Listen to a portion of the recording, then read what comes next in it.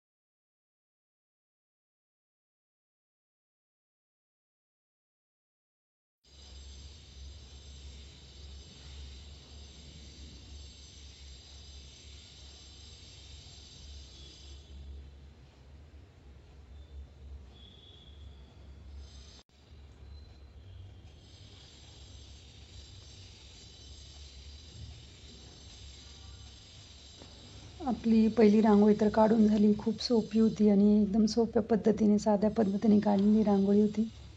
तर आता आपले सण चालू होणार आहे. आधी श्रावण महिना, मग रक्षाबंधन येतं आहे. तर आपण श्रावण महिन्यासाठी पण रांगोळीची सिरीज घेणार आहोत, म्हणजे रांगोळ्या काढणार आहोत. आणि रक्षाबंधनसाठी पण अशा बॉर्डर वगैरे रांगोळ्या काढणार आहोत.